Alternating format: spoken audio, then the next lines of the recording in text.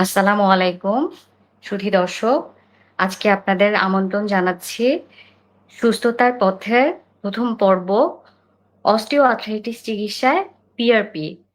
আমাদের এই অনুষ্ঠানে আপনাদের সবাইকে আমন্ত্রণ জানাচ্ছি যাতে আপনারা সবাই আমাদের সাথে কানেক্টেড থাকতে পারেন। আমাদের কমেন্ট ফিল্ডে আপনারা কমেন্ট করলে আমাদের চিকিৎসক এখানে আজকে অতিথি হিসেবে যিনি আছেন তার সাথে সরাসরি আহ, তার কাছ থেকে আপনাদের সমস্যাগুলোর সমাধান জেনে নিতে পারবেন। আমাদের সাথে আজকে বিশেষজ্ঞ চিকিৎসক হিসেবে আছেন doctor A K M. Mohiuddin, orthopaedic and regenerative medicine specialist, consultant SureCell medical Bangladesh limited. Sir, আসসালামু আলাইকুম। আহ, আসসালাম। আপনাকে অসংখ্য ধন্যবাদ আমাদের এই অনুষ্ঠানে আমাদের পাশে থাকার জন্য। আহ, আমাদের আজকের বিষয় অস্টিও আর্থ্রাইটিস চিকিৎসায় পিআরপি। স্যার, আমাদের দর্শকদের জন্য আপনি আমাদের অস্টিও আর্থ্রাইটিসের রোগী এখন বাংলাদেশে এত বেশি ঘরে ঘরে, এবং একটা সময় ছিল যখন সবাই বলতো যে অস্টিও আর্থ্রাইটিস মানে হচ্ছে গিয়ে বয়স্কদের রোগ। এখন দেখা যাচ্ছে যে এখন সব বয়সেই অস্টিও আর্থ্রাইটিসের এই সাফারিংসটা হচ্ছে। স্যার, এই বিষয়ে যদি আপনি কিছু বলতেন। আচ্ছা, ধন্যবাদ। আসলে অস্টিওআর্থ্রাইটিস বলতে আমরা বুঝি যে হাঁটুতে যে তরুণাস্থি আছে বা বিভিন্ন জয়েন্টে যে তরুণাস্থি বা কার্টিলেজ আছে, সেটা ক্ষয়জনিত কারণে যে রোগ হয় তাকে আমরা বলি অস্টিওআর্থ্রাইটিস। তো এটা নর্মালি যে আমাদের একটা জয়েন্টের ভিতরে বোনস থাকে, বোনসের উপরে যে হাড্ডিটা থাকে বা তরুণাস্থি থাকে, আমরা কুটকুটি হাড্ডিও বলি অনেকে, সেটা যখন ক্ষয় হয় সেই রোগটাকে আমরা বলি অস্টিওআর্থ্রাইটিস। এটা হাঁটুতে হতে পারে, হিপে হতে পারে, মেরুদণ্ডে যে কোনো জয়েন্টে হতে পারে, গোড়ালিতে হতে পারে। নর্মালি আমরা অস্টিওআর্থ্রাইটিস বয়সজনিত কারণেই সবচেয়ে বেশি হয়, যেটা আমরা বলি যে ফিমেলদের একটু আর্লি হয় আর পুরুষদের একটু পরে হয়। কিন্তু এছাড়া আমরা প্রাইমারি অস্টিওআর্থ্রাইটিস এবং সেকেন্ডারি অস্টিওআর্থ্রাইটিস দুই রকমের অস্টিওআর্থ্রাইটিস থাকা হতে পারে। বয়সজনিত যে অস্টিওআর্থ্রাইটিস গুলি হয় সেগুলি বয়সের সাথে সাথে ডিজেনারেশন হয়। ডিজেনারেটিভ আমরা বলি যে ডিজেনারেটিভ জয়েন্ট ডিজিজ। আর আপনি যেটা বললেন যে ইয়াং বয়সেও এটা হচ্ছে, এই ক্ষেত্রে আমাদের এই মানে ইয়াং বয়সে, মানে 40-এ বা 45-এ বয়সের বছরের মধ্যে আমরা মহিলাদেরকে বেশি দেখি এই ধরনের ডিজিজ হতে। এছাড়া আরো অনেকগুলি কারণে আছে। আপনার কিছুটা আর্লি অস্টিওআর্থ্রাইটিস ভিটামিন ডি ডেফিসিয়েন্সির জন্য হতে পারে, আঘাতের জন্য হতে পারে, বা জেনেটিক্যাল অনেক কারণে হতে পারে। এছাড়া আমাদের খাবারের যেই পরিবর্তন, খাবারের পরিবর্তনের কারণে আমরা এখন fortified food, sugar, process food বেশি খাচ্ছি, এই জন্য এই জিনিসগুলি আর্লি হচ্ছে। আচ্ছা স্যার, অস্টিও আর্থ্রাইটিসের একটা রোগী উনি কিভাবে করে বুঝবেন যে উনি অস্টিও আর্থ্রাইটিসে ভুগছেন? উনি আর্লি ডায়াগনোসিস কিভাবে করে করবেন ঘরে বসে? প্রথমত অস্টিওআর্থ্রাইটিসের রোগীরা প্রথম যেটা হয়, যে কোনো জয়েন্টে অস্টিওআর্থ্রাইটিস হলে সেটাতে জয়েন্টটা ব্যথা হতে পারে, কিংবা যে কেউ আসলে সিঁড়ি দিয়ে উঠতে উঠানামা করতে, উঁচু নিচে জায়গায় হাঁটতে উনি হাঁটুতে ব্যথা ফিল করতে পারেন, কিংবা হাঁটুটা ফুলে যেতে পারে, কিংবা দেখা যাচ্ছে যে হাঁটুতে কিছু কিছু ক্ষেত্রে একটু আওয়াজ হয়, ক্রিপিটেশন বলি, সেক্ষেত্রে আর্লি অস্টিওআর্থ্রাইটিস বোঝা যায়। এছাড়া অনেক কিছু কিছু মানে অস্টিওআর্থ্রাইটিস ডিলে প্রেজেন্টেশন হয়, অনেক সময় রোগী বুঝতে পারেন না যেটা যে হাঁটুর ক্ষয় বিভিন্ন ধরনের আঘাতজনিত কারণে অস্টিওআর্থ্রাইটিস। অনেক সময় দেখা যাচ্ছে যে হাঁটুর ভিতরে বিভিন্ন স্ট্রাকচার আছে, যেমন এসিএল, মিনিসকাস, এগুলি ইনজুরির কারণেও পরবর্তীতে অস্টিওআর্থ্রাইটিস ডেভেলপ করে। তখন হাঁটু ভাঁজ করতে, স্বাভাবিক রেঞ্জ অফ মুভমেন্টে যে হাঁটু ভাঁজ হয় সেগুলি করতে অসুবিধা হয়, নামাজ পড়তে অসুবিধা হয়, কিংবা প্রার্থনা করার সময় হাঁটু গেড়ে বসতে অসুবিধা হয়। তখন রুগী বুঝতে পারে তো যে হাঁটুর মধ্যে বা যে কোনো জয়েন্টে যে মোবিলিটির কারণে যে কষ্টটা হয়, তখন ব্যথা নিয়ে এসে প্রেজেন্ট করে। আচ্ছা। আর স্যার, আরেকটা প্রশ্ন স্বাভাবিকভাবেই চলে আসে, সেটা হচ্ছে যে অস্টিও আর্থ্রাইটিস বা এই যে গিঁটে ব্যথা বা বাতের ব্যথা সবাই বলে থাকে। যখন এই বাতের ব্যথা ফিল করবে তখন ডাক্তারের কাছে না গিয়ে ঘরে বসে তারা প্রাথমিকভাবে নিজেদের কোনো চিকিৎসা দেওয়ার মতো কোনো সুযোগ আছে কিনা? আসলে অস্টিওআর্থ্রাইটিস আর্লি একটা বয়সের পরে আমাদের প্রতিটা জয়েন্টেরই একটা ব্যবহার হয়। ব্যবহার হতে হতে ওখানে ক্ষয় হয়, বিভিন্ন ডিজেনারেটিভ চেঞ্জ হয়, কিংবা অনেক সময় কিছু কিছু আছে ইনফ্ল্যামেটরি কারণেও মানে প্রাইমারি সে হাঁটুর ব্যথা ফিল করতে পারে। আমাদের নর্মালি যখন বাসাতে এই ধরনের হাঁটুতে ব্যথা বা বিভিন্ন জয়েন্টে পেইন হয়, আমরা সে রোগীকে বলি যে এটার হওয়ার যে কারণগুলি সেগুলি তাকে একটু প্রিভেন্ট করতে সাহায্য করবে। যেমন হাঁটুতে যদি অস্টিওআর্থ্রাইটিস হয় তাহলে ওজন একটা বড় ব্যাপার, ওজন কমানোর চেষ্টা করবে। রেগুলার কিছু এক্সারসাইজ আছে, যেমন হাঁটা। আমরা বলি যে একটা হাঁটুতে নর্মালি এটার ভিতরে খাবার পাওয়ার জন্য যে সার্কুলেশন লাগে ভিতরে, তাদের 3 থেকে 5 হাজার কদম পার ডে হাঁটতে হয়। কেউ বা সাইক্লিং করার জন্য 5 থেকে 10 মিনিট করে স্ট্যাটিক সাইক্লিং যেগুলি আছে সেগুলি করতে পারে। সিঁড়ি দিয়ে কম ওঠানামা করা, কিংবা যখন দেখা যাচ্ছে ব্যথা হচ্ছে তখন অনেকে ওই হাঁট জয়েন্ট গুলি কম ব্যবহার করবে। যেমন কেউ যদি হাঁটুতে ব্যথা হয় তখন নামাজ পড়লে চেয়ারে বসে কিছুদিন নামাজ পড়বে। তারপর আমরা কিছু এক্সারসাইজ বলি, যেমন কোয়াড্রিসেপ এক্সারসাইজ করা, কখনো কখনো একটু গরম সেক দেওয়া, এবং কিছু আমাদের ভিটামিন ডি, ক্যালসিয়াম এবং গ্লুকোজামাইন এই ধরনের ওষুধগুলি খেলেও আমরা নিজেদেরকে বাসায় এই ধরনের অস্টিওআর্থ্রাইটিসের গ্রেডিং চেঞ্জ করা থেকে প্রিভেন্ট করতে পারবো। ধন্যবাদ স্যার। স্যার, আরেকটা প্রশ্ন স্বাভাবিকভাবে চলে আসে, সেটা হচ্ছে যে কোনো খাবারের সাথে যে এই খাবারটা খেলে ব্যথা বাড়ে, বা এই খাবারটা খেলে এই খাবারে হচ্ছে গিয়ে ভিটামিন ডি এর পরিমাণ বা ক্যালসিয়ামের পরিমাণ বেশি থাকে। স্যার, কোন কোন খাবার এই ধরনের রোগীরা খাবে, বা কোন কোন খাবার খাওয়া যাবে না, খাবারের সাথে সম্পর্কটা যদি একটু বিস্তারিত বলতেন। আচ্ছা, প্রথমত হলো আসলে অস্টিওআর্থ্রাইটিস এর মানে যেটা প্রাইমারি অস্টিওআর্থ্রাইটিস বা মানে আমাদের অস্টিওআর্থ্রাইটিস অনেকগুলি কারণ আছে। সেকেন্ডারি অস্টিওআর্থ্রাইটিস হয় বিভিন্ন ডিজিজের কারণে। নরমালি খাবারের সাথে জয়েন্টের পেইন সেটা বা অস্টিওআর্থ্রাইটিস খুব একটা রিলেশন ডাইরেক্টলি নাই, কিন্তু মেইন যে জিনিসটা হলো যেমন সুগার, প্রসেস ফুড, এগুলিতে ডিজেনারেশন বেশি হয়। আপনি sugar, process food, junk food এগুলি কম খেলে অস্টিওআর্থ্রাইটিস এবং ডিজেনারেশন কম হবে। এছাড়া কিছু কিছু আর্থ্রাইটিস আছে যেগুলি প্রদাহজনিত আর্থ্রাইটিস, সেগুলি আসলে আমরা যেমন রিউমাটয়েড আর্থ্রাইটিস, স্পন্ডলোআর্থোপ্যাথি, এইখানেও জয়েন্টে পেইন হতে পারে। ইউরিক অ্যাসিড বেশি থাকলে এটাও এক ধরনের বাতের থেকে তারপরে সেকেন্ডারি অস্টিওআর্থ্রাইটিস ডেভেলপ করে।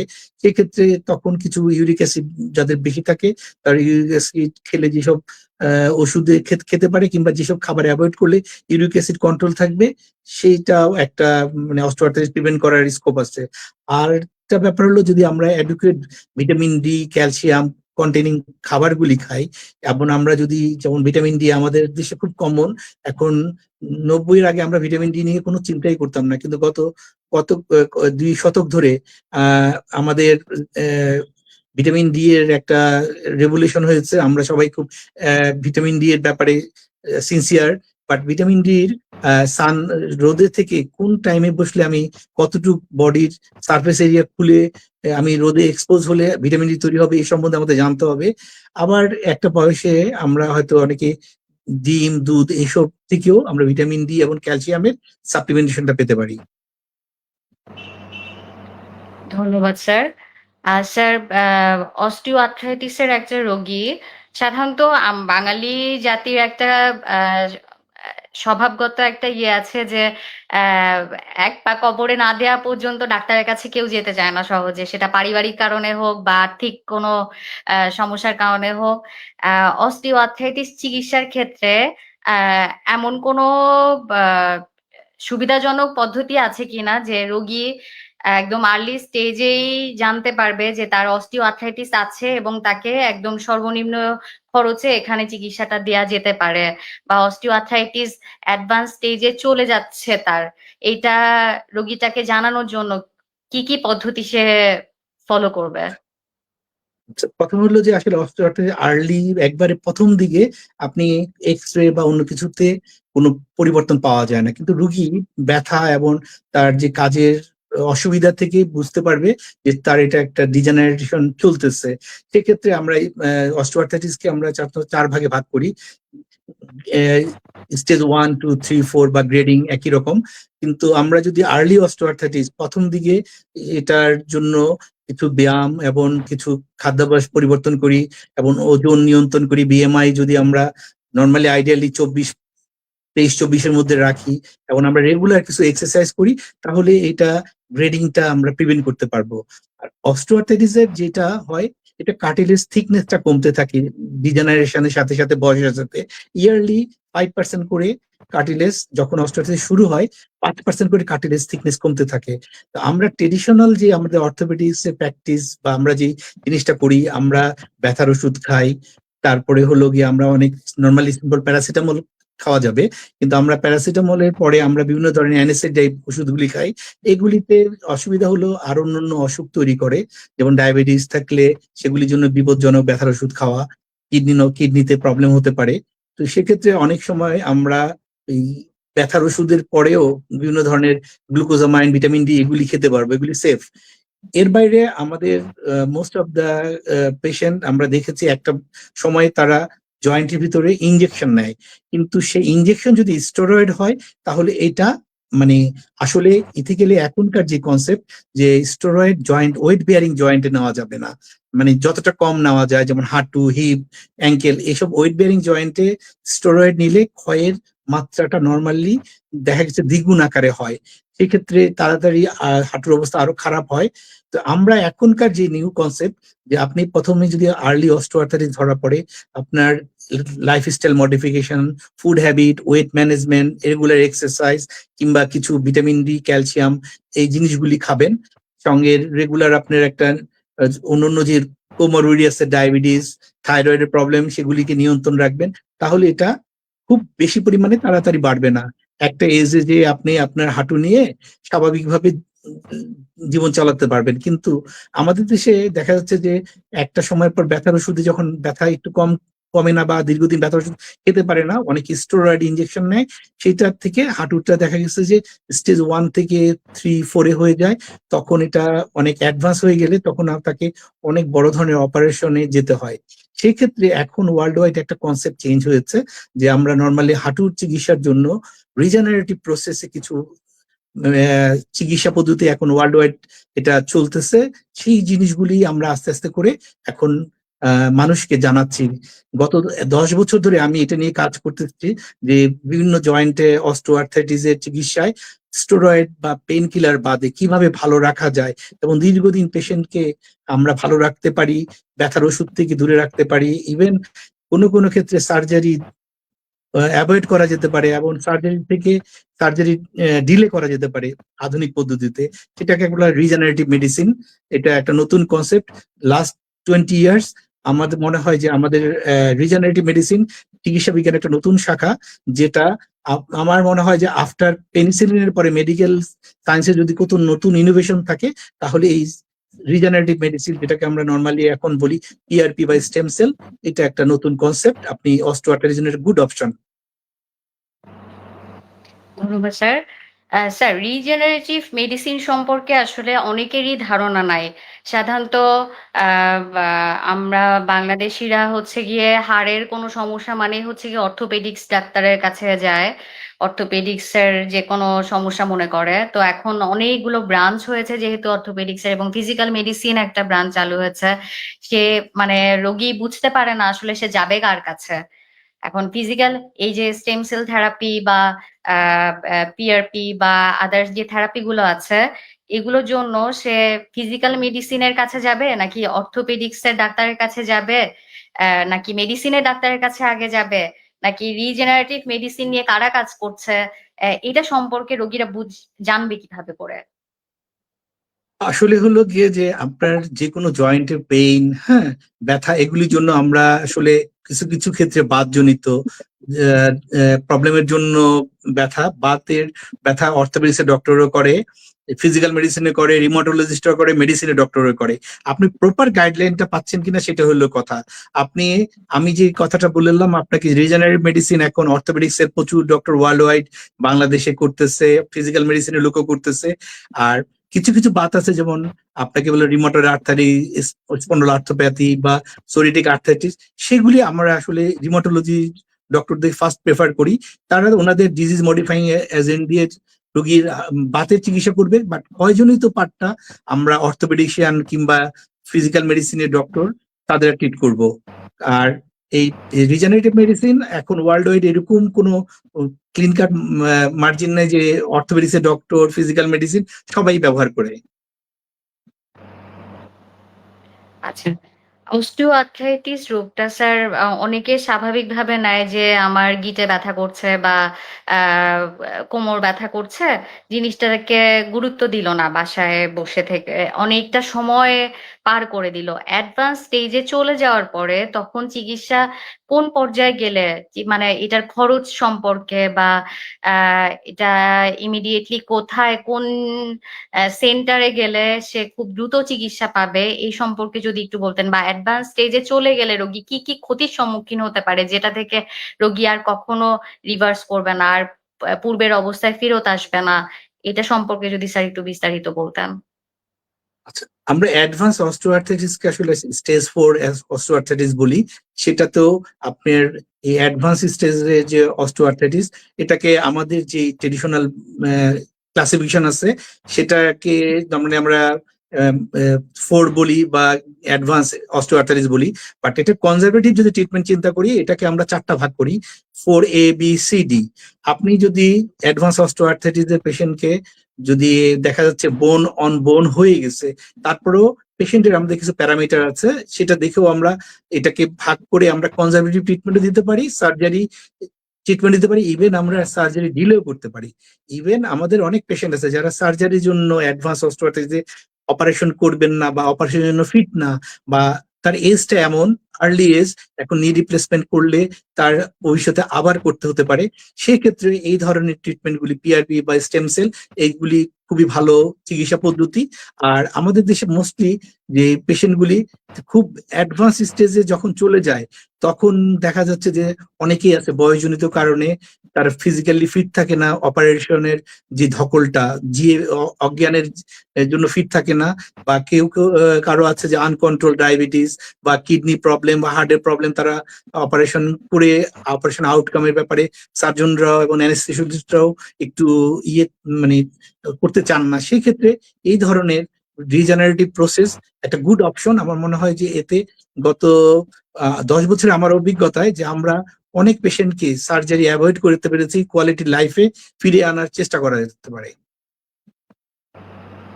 ধন্যবাদ। আমরা এতক্ষণ খুবই তথ্যবহুল কিছু কথা শুনলাম স্যারের কাছ থেকে, এবং অস্টিও আর্থ্রাইটিস সম্পর্কে আমার মনে হয় দর্শক আপনারা বিস্তারিত একটা ধারণা পেয়েছেন। যারা এ রোগে ভুগছেন তারা হয়তোবা এখন থেকে সচেতন হওয়ার একটা সুযোগ চলে আসলো। এর মাঝে আমরা একটা ছোট্ট বিরতিতে যাচ্ছি। শিওরসেল মেডিকেল বাংলাদেশ লিমিটেড সুস্থতার পথে অনুষ্ঠানে আমাদের সাথে যুক্ত থাকবেন। আমরা কিছুক্ষণের মধ্যে আবার ব্যাক করছি। শিওরসেল মেডিকেল 10 বছর ধরে স্বাস্থ্যসেবায় আপনার নির্ভরযোগ্য ঠিকানা। জয়েন্ট পেইনের সার্জারির বিকল্প যুগান্তকারী চিকিৎসা পদ্ধতি স্টেম সেল ও পিআরপি। হাঁটু ব্যথা যেমন অস্টিওআর্থ্রাইটিস, লিগামেন্ট বা মেনিসকাস ইনজুরির কার্যকর সমাধান। হিপ জয়েন্টের এভিএন বা অ্যাভাসকুলার নেক্রোসিস। কাঁধের ব্যথা যেমন ফ্রোজেন শোল্ডার বা রোটেটর কাফ ইনজুরি। কনুয়ের ব্যথা যেমন টেনিস এলবো ও গলফার্স এলবো। গোড়ালি, ঘাড় এবং স্পোর্টস ইনজুরিতে সার্জারির বিকল্প সমাধান স্টেম সেল ও পিআরপি। 10 বছরে সফলভাবে 25,000-এরও বেশি চিকিৎসা সম্পূর্ণ করেছেন ডক্টর AKM মহিউদ্দিন। আমাদের ডার্মাটোলজি বিভাগে রয়েছে ত্বক, চুল, অ্যান্টি এজিং এবং যৌন সমস্যার উন্নত চিকিৎসা। সর্বাধুনিক প্রযুক্তির পাশাপাশি আছেন অভিজ্ঞ চিকিৎসক ডক্টর মোহাম্মদ মুনতাসির ইসলাম। বিস্তারিত জানতে যোগাযোগ করুন SureCell medical, plot 2, road 21, Gulshan 1, Dhaka. আমরা আবার ফিরে এসেছি আপনাদের মাঝে সুস্থতার পথে অনুষ্ঠানে। আমরা যে টপিকটাতে ছিলাম অস্টিও আর্থ্রাইটিস সম্পর্কে একটা পরিষ্কার ধারণা কিন্তু আমরা সবাই পেয়েছি। এখন আমরা আসি যে এর চিকিৎসা প্রণালীটা কিরকম, এর চিকিৎসা সম্পর্কে বিস্তারিত একটা ধারণা আপনারা যাতে পেতে পারেন। স্যারের কাছে আবার ফেরত আসছি আমরা এই পিআরপি এই পিআরপি যে প্লেটলেট রিচড প্লাজমা, এই চিকিৎসাটা সাধারণত এখন সবাই মনে করে যে অ্যাস্থেটিক ট্রিটমেন্টের জন্য। স্কিনের অনেক ট্রিটমেন্ট হচ্ছে, চুল গজানোর ক্ষেত্রে সবাই পিআরপি সম্পর্কে জানে, কিন্তু এই হাড়ের বিভিন্ন রোগের ক্ষেত্রেও যে পিআরপি চিকিৎসা করা যায়, এই পিআরপি সম্পর্কে এখন একটা বিস্তারিত ধারণা আমরা স্যারের কাছ থেকে নিব। দীর্ঘ 10 বছর স্যার এটা নিয়ে কাজ করছেন। আমরা স্যারের কাছ থেকে চিকিৎসা সম্পর্কে জানবো এবং পিআরপিটা কি এবং কেন এটা এই রোগের ক্ষেত্রে সহজ সহজ একটা পদ্ধতি সমাধানের ক্ষেত্রে। পিআরপি হলো যে আপনাকে বলি, এটা হলো আমরা বলি যে প্লাটিলেট রিচ প্লাজমা। আমাদের রক্তেতে দুই রকম অংশ আছে, একটা হলো সেল আর একটা হলো প্লাজমা। এই সেলের মধ্যে আমাদের 3 রকমের আছে, সেটা হলো গিয়ে আমরা শ্বেত রক্তকণিকা বলি, সেটা আবার লোহিত রক্তকণিকা বলি, এবং অনুচক্রিকা বলি। যে অনুচক্রিকা সেটাকে আমরা প্লাটিলেট নামে সবাই চিনি। সেটার মধ্যে আসলে প্লাটিলেটের মধ্যে কিছু গ্র্যানিউলস থাকে, সেখানের মধ্যে এক ধরনের গ্রোথ ফ্যাক্টর থাকে। সেই গ্রোথ ফ্যাক্টর গুলি আমাদের টিস্যু হিলিং এ সাহায্য করে। আমরা শরীরের রক্ত থেকে এই প্লেটলেটের কে এবং প্লাজমাকে ব্যবহার করে আমরা বিভিন্ন ধরনের জয়েন্টের ক্ষয়, প্রদাহ, টেন্ডন এর ইনজুরি হিলিং এর জন্য আমরা এটা ব্যবহার করি।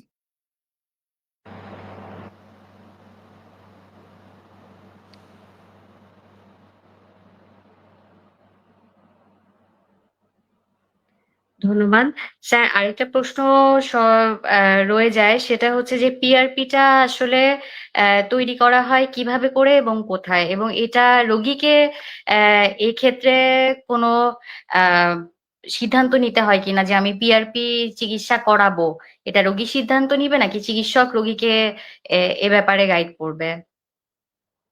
পিআরপি আসলে নর্মালি আমরা রোগীর শরীরের থেকে একটা মানে কতটা জয়েন্টে বা কোন জায়গায় দিব তার উপর ডিপেন্ড করে একটা পরিমাণ রক্ত নেই। যেমন সাপোজ ধরেন একটা হাঁটুতে একটা রোগীর অস্টিও আর্থ্রাইটিস, তার থেকে আমরা 24 থেকে 30 ml ব্লাড নিব। সেই ব্লাড নেওয়ার আগে আমরা রোগীকে প্রিপারেট করি, যেমন রোগীর হিমোগ্লোবিন কেমন আছে, রোগীর অন্যান্য কোনো ডিজিজ আছে কিনা, যেমন তার যদি প্লেটলেট কাউন্টটা কেমন আছে সেটাও দেখে নেই। রোগী পূর্ববর্তীতে যেসব ওষুধ খাচ্ছে সেগুলিও আমরা একটু দেখে নিই। যেমন রোগী যদি কোনো এনএসএডি টাইপ ওষুধ খায় সেটা আমরা 72 ঘন্টা আগে বন্ধ করতে হয়, এবং যারা স্মোকার তাদেরকে আমরা চেষ্টা করি যে স্মোকিংটা বন্ধ করে পিআরপি করতে। আর আমরা পিআরপির আগে পেশেন্টকে, আমাদের একটা প্রিপারেশন আছে, পেশেন্টকে চা কফি এগুলি খেতে, আমরা বেস্ট কোয়ালিটি পিআরপি পাওয়ার জন্য চা কফি খাওয়া অ্যাভয়েড করতে বলি। এবং কেউ যদি কোনো স্টেরয়েড ইউজ করে থাকেন, অনেকে অনেক লাইফ সেভিং বা অনেক ক্রনিক কিছু কারণে স্টেরয়েড নেন, সেই ক্ষেত্রে আমরা স্টেরয়েডটাও 72 ঘন্টা আগে বন্ধ করি। এরপরে আমরা রুগীটা আসলে ওনার হাতের থেকে আমরা নর্মালি ব্লাড টেস্ট করতে যেভাবে রক্ত নেই, ওভাবে আমরা টিউবের মধ্যে 24 থেকে 30 ml ব্লাড নেই। সেখান থেকে আমরা ওটাকে, একটা মেশিন আছে সেন্ট্রিফিউজ মেশিন, ওটাতে একটা নির্দিষ্ট মাত্রায় আমরা সেন্ট্রিফিউজ করি। তারপরে ওখান থেকে আমরা পিআরপি টা কালেক্ট করি। সেই পিআরপি কালেক্টেরও একটা টেকনিক আছে। সবাই এই জিনিসগুলি আসলে এটা একটা লার্নিং কার্ভ থাকে যে আমরা শেখার জন্য, সব পিআরপি একরকম না। তারপরে পিআরপিটা আমরা কালেক্ট করার পরে একটা জয়েন্টে আসলে কতটুকু পিআরপি দেওয়া লাগবে সেটা আমরা একটা, আমাদের অ্যাসেসমেন্ট আছে, আমরা পেশেন্ট, আমাদের একটা রিসার্চ ডাটা আছে, এবং আমরা এক একটা জয়েন্টের জন্য এক এক পরিমাণ পিআরপি দিই। এবং আমরা পিআরপিটা দেওয়ার আগে বেস্ট কোয়ালিটি পিআরপি তৈরি করার জন্য যেসব পদ্ধতি আছে, যেমন আমরা অ্যাক্টিভেটেড পিআরপি দিই, ন্যাচারালি অনেকে পিআরপি ইউজ করেন, সেই ন্যাচারাল পদ্ধতি হলেও এখানে আমরা অ্যাক্টিভেটেড পিআরপি ইউজ করি। আমাদের যেহেতু আমরা একটা বিদেশি একটা অর্গানাইজেশনের সাথে আমরা এই গত 10 বছর আমরা অস্ট্রেলিয়ান একটা কোম্পানি সহ একসাথে কাজ করি, আমাদের একটা রিসার্চ আছে, 27,000 পেশেন্টের আমাদের একটা ডাটা আছে। তো এক্ষেত্রে আমরা দেখেছি যে অ্যাক্টিভেটেড পিআরপি আর নর্মাল পিআরপির মধ্যে অনেক পার্থক্য থাকে। এই অ্যাক্টিভেটেড পিআরপিটা আমরা আমাদের একটা লেজার লাইট অ্যাক্টিভেশন করি, অনেক সময় এটা ক্যালসিয়াম ক্লোরাইড থ্রম্বিন দিয়েও অ্যাক্টিভেশন হয়। সেই পিআরপিটা আমরা ব্যবহার করে দেখেছি যে নর্মাল পিআরপি আর আমাদের পিআরপির মধ্যে অনেক পার্থক্য আছে। এইটা হলো আমরা তারপরে পিআরপিটা আমরা অ্যাক্টিভেশনের পরে নির্দিষ্ট জয়েন্টে আমরা এটা জাস্ট আমরা যেমন ইন্ট্রাআর্টিকুলার ইনজেকশন দিই ওইভাবে দিয়ে দিই।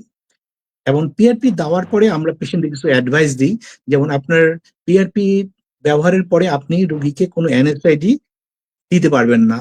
এবং PRP ইটসেলফ অ্যান্টিবায়োটিক হিসাবে কাজ করে। এটা কেমোটেকটিক অ্যাক্টিভিটিস আছে, তারপর হলো অ্যান্টি মাইক্রোবিয়াল অ্যাক্টিভিটিস আছে। সেজন্য আমরা পেশেন্টকে অনেকে PRP দেওয়ার পরে অ্যান্টিবায়োটিক দেয়। কারণ এটা আসলে misuse of antibiotic. PRP itself antibiotic হিসেবে কাজ করে। এটা ইনফেকশন হওয়ার কোনো চান্স নাই। আর এরপরে আমরা পেশেন্টকে কিছু আমরা এক্সারসাইজ দেখায় দিই, যেটা হলো যে তার পরবর্তীতে পেশেন্ট যদি বাসায় যাওয়ার পরে ইনজেকশনের জায়গায় কোনো অস্বস্তি লাগে, আমরা প্রথম 3 দিন একটু আইস দিতে বলি, তারপরে গরম সেক দিতে পারবেন। তারপরে তাকে আমরা কিছু এক্সারসাইজ প্ল্যান করে দিই, যে জিনিসগুলি সে বাসায় এবং ফিজিওথেরাপির একটা অ্যাডভাইস করিয়ে দেই, সেগুলি করবে। আর এর বাইরে আমরা গ্র্যাজুয়ালি রোগীর ওজন নিয়ন্ত্রণ করার জন্য, তার ফুড হ্যাবিট পরিবর্তনের জন্য আমরা তাকে কিছু অ্যাডভাইস করি। তারপরে পেশেন্ট আমাদের সাথে এইভাবে আমরা কখনো কখনো 3টা থেকে 4টা সেশন এইভাবে PRP করে দিই এক একটা জয়েন্টের জন্য। 3টা থেকে 4টা সেশন PRP যে রোগী নিল, প্রত্যেকটা সেশনের মাঝে স্যার কতটুকু গ্যাপ থাকতে হবে? কতদিন অন্তর PRP নিতে পারবে? আচ্ছা, নরমালি আমাদের PRP গুলি, আমাদের যে প্রোটোকল, আমরা একটা স্ট্যান্ডার্ড প্রোটোকলে কাজ করি, একটা SOP আছে। সেক্ষেত্রে আমরা 7 থেকে 14 দিন পর পর PRP দেই। শুধু জয়েন্টের ক্ষেত্রে আমরা 7 দিন পর পর দিতে পারি। সফট টিস্যু বা টেন্ডন, লিগামেন্ট এগুলির ক্ষেত্রে আমরা 14 দিন গ্যাপ করে 3টা বা 4টা সেশন দিই। আচ্ছা। আর স্যার অস্টিও আর্থ্রাইটিস, আপনি যেটা বললেন যে অস্টিও আর্থ্রাইটিসের অনেকগুলো স্টেজ আছে। তো প্রথম স্টেজ থেকে একদম শেষ স্টেজ পর্যন্ত যেকোনো স্টেজেই কি PRP থেরাপিটা নেওয়া যাবে? PRP বেস্ট অপশন হলো আপনার স্টেজ 1, 2, 3। কখনো কখনো স্টেজ 4 এর, আমি আপনাকে বলেছি যে স্টেজ 4 এরও আমাদের একটা গ্রেডিং আছে, 4A B C D। 4A পর্যন্ত PRP গুড অপশন। সেক্ষেত্রে আমরা স্টেজ ও আর্লি অস্টিওআর্থ্রাইটিস এর জন্য PRP টাকে ফার্স্ট প্রেফার করি। ধন্যবাদ স্যার। আর স্যার এমন কোনো রোগী আছে যে এই রোগীগুলোকে PRP থেরাপি কখনোই দেয়া যাবে না? কোনো কন্ট্রাইন্ডিকেশন বা এ ধরনের কোনো মার্কার আছে কিনা? না, PRP থেরাপির কন্ট্রাইন্ডিকেশন একটাই অসুবিধা হলো, যেসব পেশেন্টের প্লেটলেট কাউন্টটা 1 লাখের নিচে থাকে তাদেরকে আমরা PRP দিই না। আর যাদের হিমোগ্লোবিন 10-এর নিচে থাকে তাদেরকে বেটার কোয়ালিটি PRP তৈরি করা যাবে না দেখেই আমরা তখন দেই না। বাট যদি আমরা প্লেটলেট কাউন্ট বাড়াতে পারি কিংবা হিমোগ্লোবিনটা 10-এর উপরে যায়, তখন সব পেশেন্টকে PRP দেওয়া যাবে। আচ্ছা, ধন্যবাদ স্যার।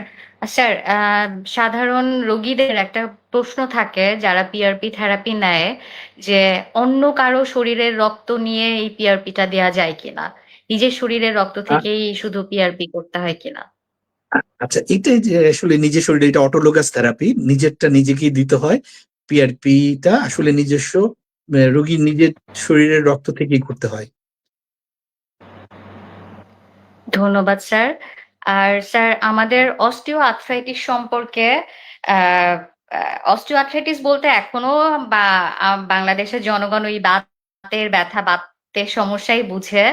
তো এই সম্পর্কে স্যার যদি আরেকটু ধারণাটা স্বচ্ছ করে দিতেন, যে এই সময় রোগীকে যেতে হবে হাসপাতালে বা একটা বেস্ট সার্ভিস নেওয়ার জন্য কোথায় যেতে হবে, বা কম খরচে চিকিৎসা করানোর জন্য বা PRP-তে আসলে খরচ কিরকম লাগে, এ ধরনের একটা ধারণা যদি রোগী পেত। আচ্ছা, আসলে এগুলো কি অস্টিওআর্থ্রাইটিস এর জন্য প্রাইমারি, আপনি যদি সিম্পলি যদি রেগুলার এক্সারসাইজ করেন, আর্লি অস্টিওআর্থ্রাইটিস, গ্লুকোজামাইন, তারপরে ভিটামিন ডি, ক্যালসিয়াম এগুলি খান, এবং রেগুলার যদি আপনি এক্সারসাইজ করার পরে যদি আপনার ব্যথা ভালো হয়ে যায়, তাহলে আপনার লাইফস্টাইল মডিফিকেশন এবং এক্সারসাইজ করলে আপনাকে খুব বড় ধরনের চিকিৎসা প্রথমে যেতে হবে না। কিন্তু যদি আপনার ব্যথার ওষুধের উপর ডিপেন্ডেন্সি চলে যায়, NSAID টাইপ ওষুধ, কিংবা আপনার জয়েন্টে দেখা গেছে যে জয়েন্ট ফুলে যায় বা আপনি পা ভাঁজ করতে পারেন না, তার সাথে আরো অনেক রকম অস্টিওআর্থ্রাইটিসের সাথে, শুধু একটা অস্টিওআর্থ্রাইটিসের জন্য হাঁটুতে ব্যথা হয় না, হাঁটুতে অনেক কারণেও ব্যথা হতে পারে। কোনো লিগামেন্টের ইনজুরি, অস্টিওআর্থ্রাইটিসের সাথে মিনিসকাস ইনজুরি থাকতে পারে, মিডিয়াল কোল্যাটারাল লিগামেন্ট ইনজুরি থাকতে পারে। সেই ক্ষেত্রে তখনই আপনাকে দেখা গেছে অনেক সময় ফিজিওথেরাপি করেও আপনি ভালো থাকতে পারবেন। কিন্তু একটা সময়ের পরে যখন দেখা যাচ্ছে যে আপনি ফিজিওথেরাপি বা ব্যথার ওষুধ ছাড়া চলতে পারেন না, তখন আপনাকে একটা ইন্টারভেনশনে যেতে হবে। সেটার জন্য আমরা ট্রেডিশনালি সবাই তখন স্টেরয়েড ইনজেকশনের চিন্তা করে। বাট আমরা মনে করি যে মানে যদি নিতেই হয়, যেখানে পিআরপি বা রিজেনারেটিভ মেডিসিন ট্রিটমেন্টটা অ্যাভেলেবেল না, সেখানে বছরে একটা স্টেরয়েড নেওয়া যেতে পারে আর্লি অস্টিওআর্থ্রাইটিসে। কিন্তু আমাদের দেশে দেখা গেছে যে 5-6টা ইনজেকশন 2-3 মাস পর পর নিচ্ছে, সেক্ষেত্রে ডিজেনারেশন অনেক বেশি পরিমাণে বাড়তেছে। সেক্ষেত্রে বিকল্প হিসাবে কখনো কখনো হায়ালুরোনিক অ্যাসিড গুড অপশন, সেটা আপনি নিতে পারবেন, এটা safe. But hyaluronic acid long time আপনাকে সাপোর্ট দেয় না, আর এটা রিজেনারেটিভ পার্টটা নাই। সেক্ষেত্রে যারা এই ধরনের উন্নত চিকিৎসা চাচ্ছেন এবং দীর্ঘমেয়াদী হাঁটুকে ভালো রাখতে চাচ্ছেন, কোনো সাইড ইফেক্ট ছাড়া আপনার হাঁটুতে রিজেনারেটিভ কোনো প্রসেস যেতে চাচ্ছেন, সেক্ষেত্রে পিআরপি বা স্টেম সেল এইটা হলো বেস্ট অপশন। কখনো কখনো আমরা এই অনেক অ্যাডভান্স অস্টিওআর্থ্রাইটিস পেশেন্টকে আমাদের পিআরপি দিয়ে ট্রিটমেন্ট করা সম্ভব হয় না, সেক্ষেত্রে আমরা স্টেম সেল আমাদের দ্বিতীয় অপশন। তো এগুলি ডিপেন্ড করে যে আসলে আপনি এই প্রাইজের ব্যাপারে আপনি টোটাল 40-50 হাজার টাকার মধ্যেও আপনি পুরো চিকিৎসা পদ্ধতিটা কমপ্লিট করতে পারবেন। ধন্যবাদ স্যার। খুবই তথ্যবহুল কিছু কথা বললেন আপনি। স্যার, পিআরপি থেরাপি যখন নিবে একটা রোগী, টোটাল 4টা ডোজ সে নিল, পিআরপির ফুল চিকিৎসা সে কমপ্লিট করলো, তারপরে সে আবার 2-3 বছর পরে যদি এই ব্যথাটা আবার শুরু হয়, সে কি এই পিআরপি থেরাপিটা কি আবার শুরু করতে পারবে, নাকি তখন ওই স্টেম সেলে বা পরবর্তী চিকিৎসাতে যেতে হবে? প্রথমত হলো, যদি এই রোগী স্টেজ 1-3 অস্টিওআর্থ্রাইটিসে পিআরপি চিকিৎসা নেয়, তাহলে আমরা বলেছি যে ইয়ারলি যে কার্টিলেজ থিকনেস যেটা 5% করে হয়, সেটা 1%-এ চলে আসে। যদি আপনি ফিনান্সিয়ালি সলভেন্ট থাকেন, আমি সবগুলি পেশেন্টকে বলি আপনি ইয়ারলি একটা টপ আপ নিবেন, কিংবা 2-3 বছর পর পর একটা টপ আপ নিবেন। তাহলে আপনার হাঁটুরটা গ্রেডিংটা চেঞ্জ হবে না। আপনি যদি রেগুলার এক্সারসাইজ করেন, ওজন মেনটেন করেন আর পিআরপি নেন ইয়ারলি, তাহলে আপনাকে কখনোই আর হাঁটুতে খারাপ কিছু হবে না, আপনাকে পরবর্তীতে স্টেম সেলও যেতে হবে না। কিন্তু যদি দেখা যাচ্ছে যে আপনি পিআরপি নিয়েছেন কিন্তু দীর্ঘদিন ব্যথা নাই, কিন্তু আপনি 5-6-7 বছর পর আসছেন, তখন দেখা যাচ্ছে যে অনেক সময় অ্যাডভান্সের দিকে চলে যায়। তখন আমাদের বিকল্প হিসাবে আমরা কখনো কখনো প্রাথমিকভাবে চেষ্টা করি পিআরপির সাথে হায়ালুরোনিক অ্যাসিড সহ চিকিৎসা দিতে। সেক্ষেত্রে পেশেন্টকে অনেকদিন সাপোর্ট দেওয়া যায়। বেশিরভাগ ক্ষেত্রে আমরা স্টেম সেলটা প্রেফার করি, কারণ স্টেম সেল একটা ন্যাচারাল ট্রিটমেন্ট, রিজেনারেশন করে, এটা দীর্ঘমেয়াদী একটা চিকিৎসা মানে সাপোর্ট দিবে আপনাকে, এবং আপনি সার্জারি অ্যাভয়েড করতে পারবেন। এবং কোনো কোনো ক্ষেত্রে অনেক পেশেন্ট আছে যাদের সার্জারি লাগবে, কিন্তু উনি এখন করবেন না, 5-10 বছর পর অপারেশন করবেন, সেক্ষেত্রে আমরা ডিলে করে দিতে পারবো সার্জারিটা। ধন্যবাদ স্যার। স্যার, যেহেতু আপনি এই বিষয়ে দীর্ঘ 10 বছর ধরে গবেষণালব্ধ জ্ঞান থেকে এই কথাগুলো বললেন, আমাদের দর্শকদের জন্য মনে হয় এটা খুবই ফলপ্রসূ একটা আহ, আহ, চিকিৎসা ব্যবস্থার দিকে যাওয়ার একটা পদ্ধতি আপনি খুলে দিলেন আজকে। কারণ বাংলাদেশে আসলে আহ এই সমস্যা নিয়ে ভুগছে না একটা বয়সে, সার্টেন এইজের পরে গিয়ে 40-45 বছর হয়ে যাওয়ার পরে তারা হাঁটুতে ব্যথায় বা গিটে ব্যথায় ভুগছে না, এরকম রোগী খুব কমই পাওয়া যায়। আহ স্যারকে খুব ধন্যবাদ জানাচ্ছি যে এই তথ্যগুলা এত সহজ ভাবে এবং এত সহজ বাংলা ভাষায় কথাগুলো রোগীদেরকে জানানোর জন্য। স্যার, আমাদের দেশে অস্টিও আর্থ্রাইটিস এই রোগীগুলো ছাড়া, এই সিমটম নিয়ে, অস্টিও আর্থ্রাইটিস না কিন্তু এই সিমটম নিয়ে তারা ভুগছে, তারা হয়তো এমন কোনো ডাক্তারের কাছে গেল, পিআরপি থেরাপি শুরু করে দিল, পিআরপি তার দরকার নাই, এরকম রোগীগুলো কি কোনো সাইড এফেক্ট তখন হবে? পিআরপি তার দরকার নেই কিন্তু পিআরপি থেরাপি সে নিচ্ছে।